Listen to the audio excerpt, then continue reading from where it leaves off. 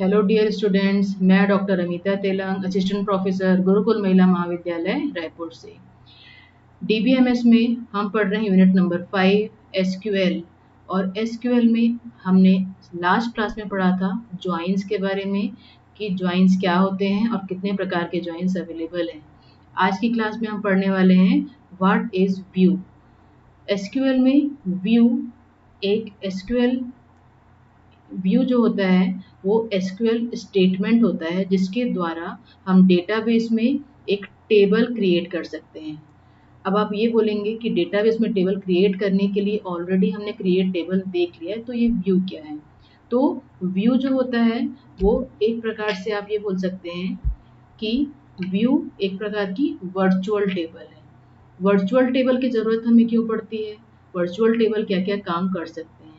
Virtual table का काम होता है डेटा को उस तरीके से रखना या डेटा को उस तरीके से अरेंज करना जिससे यूज़र जो है वो अपने इंटरेस्ट का डेटा ढूंढ सके या यूज़र के इंटरेस्ट के अकॉर्डिंग उसको अरेंज करना।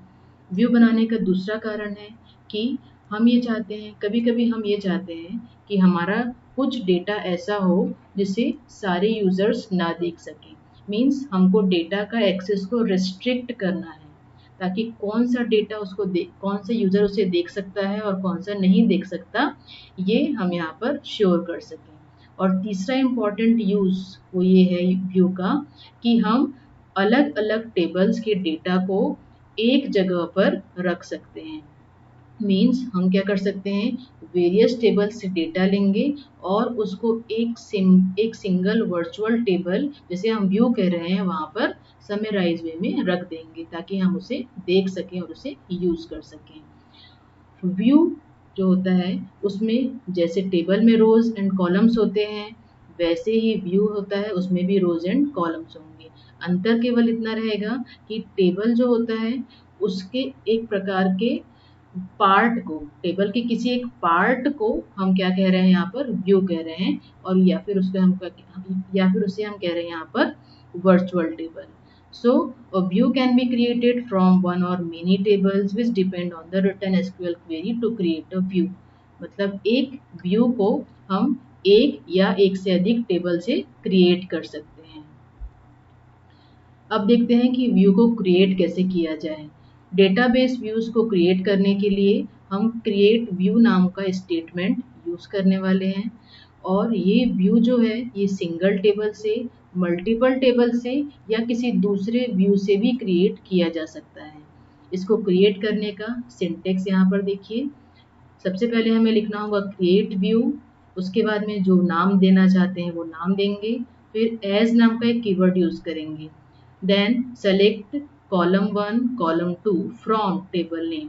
ओके, मतलब जिस टेबल से हमको व्यू क्रिएट करना है उस टेबल का कौन सा कॉलम लेना है उस व्यू में और उस टेबल का नाम।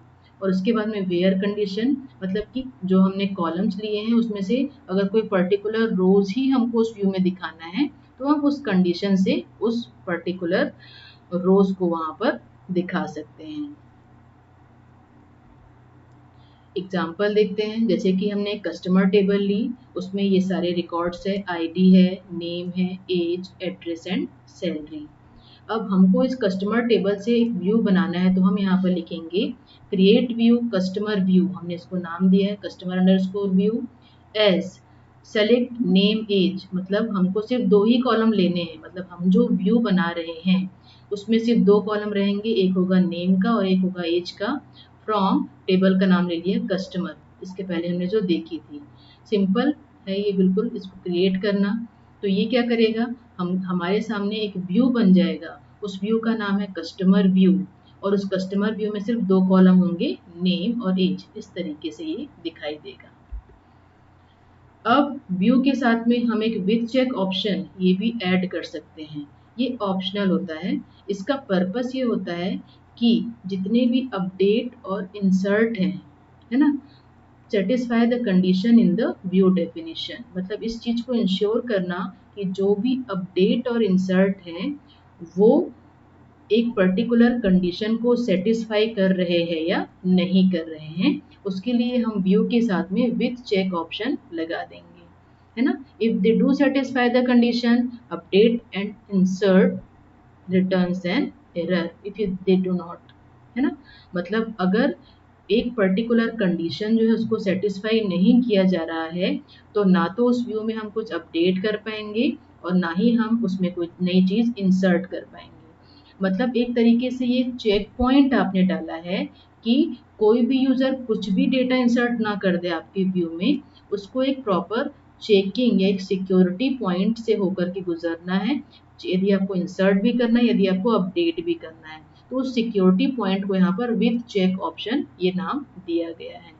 तो यदि हम विथ चेक ऑप्शन लगा देते हैं तो अब जो भी इंसर्शन या अपडेशन आपको करना है व्यू में, उसके लिए एक गिवन कंडीशन सेटिस्फाई होना चाहिए, तभी इंसर्ट होगा और अदरवाइज एरर शो कर देगा। इसका एग्जांपल यहाँ पर देख लेते हैं हमने।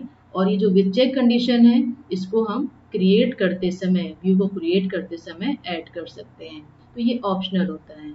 अब विथ चेक में जैसे कि create view, customer view as, ये 4 लाइंस जो है यहाँ पर कॉमन है ना। यहाँ पर देखिए, यहाँ पर वेयर क्लॉज लगाया हुआ है, where age is not null with check option. Okay, तो विथ चेक ऑप्शन में यहाँ पर हमको कंडीशन चेक करना है कि एज जो है वो नॉट नल नहीं होना चाहिए। अगर ऐसा है कि किसी रिकॉर्ड में एज जो है वो नॉट नल है, तभी वो इंसर्शन और अपडेशन वहाँ पर हो पाएगा। अदरवाइज अगर वो नल है, अगर वहाँ पे कोई वैल्यू नहीं डली हुई है, तो वहाँ पर किसी भी प्रकार का कोई भी अपडेशन या इंसर्शन उस पर्टिकुलर रो में नहीं हो पाएगा। तो इस प्रकार से यहाँ पर हम इस चेकिंग करके हमने यहाँ पर डाला हुआ है विथ चेक। नाउ अगर हम अपने व्यू को अपडेट करना चाहते हैं तो view can be updated under certain condition which are given below. Update किन किन कंडीशंस में किया जा सकता है ये यहाँ पर हम बता रहे हैं। यदि हमारा सेलेक्ट क्लॉज जो है उसमें हमने डिस्टिंक्ट कीवर्ड लगाना भूल गए हैं, तब हमको अपडेट करना पड़ेगा अपने व्यू को। अगर हमारे सेलेक्ट क्लॉज में हमने समरी फंक्शन नहीं लगाया है, या हमने उसमें सेट फंक्शन नहीं लगाया है, सेट ऑपरेशन नहीं लगाया है, ऑर्डर बाय नहीं लगाया है, या उसमें मल्टीपल टेबल्स नहीं है, फ्रॉम जो क्लॉज यूज करते हैं जहाँ पर हम टेबल का नाम देते हैं, हमने गलती से वहाँ एक ही टेबल मेंशन कर दिया लेकिन हमको मोर देन 1 टेबल मेंशन करना है, तो भी हम यहाँ पर अपडेट कर सकते हैं व्यू को। वेयर क्लॉज, यदि हमने उसमें कोई सब क्वेरी लिखना यदि हम भूल गए हैं, तब भी हम यहाँ पर व्यू को अपडेट कर सकते हैं। और यदि एक क्वेरी है उसमें हम ग्रुप बाय या हैविंग लगाना भूल गए हैं, तो भी हम यहाँ पर अपडेट का यूज कर सकते हैं। अपडेट का मीन्स है यहाँ पर कि व्यू में अगर हम कोई भी चीज़ अपडेट करना चाहते हैं आफ्टर व्यू डेफिनेशन, तो वो हम यहाँ पर अपडेट के थ्रू ऐसा कर सकते हैं, व्यू को अपडेट भी किया जा सकता है। एग्जाम्पल देखते हैं, हमको अपना कस्टमर व्यू जो हमने बनाया था उसको अपडेट करना है। वहाँ पर देखिए हमने लिखा है update customer view, set age is equal to 35, where name is equal to Ramesh. तो ये क्या करेगा, ऑटोमेटिकली जो रमेश नाम का कस्टमर होगा उसकी एज को 35 कर देगा। इस प्रकार से वो अपडेट करके ये जो रिजल्टिंग क्वेरी है वो आपको यहाँ पर दिखा देगा। अब यदि हमको व्यू में रोज इंसर्ट करना है तो उसके लिए भी क्वेरी होता है। रूल्स रेगुलेशन बिल्कुल सेम है जैसा कि हमने अपडेट में किया था।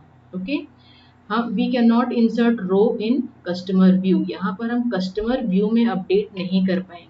इसका कारण ये है कि हमने इस व्यू में नॉट नल कॉलम्स जो है वो ऐड नहीं किए हैं। Otherwise you can insert rows in a view in a similar way as you insert them in table.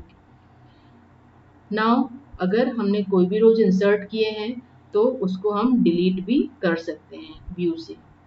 Okay, जैसे कि हमने एक रो, एक रिकॉर्ड था उसको हमको डिलीट करना है जिसका एज है 22, तो हम लिखेंगे डिलीट फ्रॉम, व्यू का नाम है वो लिख दिया, and where age is equal to 22। तो सिंपली आप एक कंडीशन के बेस पर कोई भी रो को डिलीट कर सकते हैं किसी भी टेबल से, सॉरी किसी भी व्यू से। तो इसका जो क्वेरी आएगा उस तरीके से आएगा, जो एज 20 था वो वाला जो रो है वो यहाँ से डिलीट हो जाएगा। अब हमने जो भी जो भी व्यू क्रिएट किया है उस व्यू को हम ड्रॉप भी कर सकते हैं अगर हमको आगे भविष्य में उसकी ज़रूरत नहीं है तो। उसके लिए ड्रॉप व्यू का यूज़ करेंगे। इस तरीके से ये वर्क करता है, ड्रॉप व्यू, और सिंपल आपको लिखना है यहाँ पर व्यू का नाम।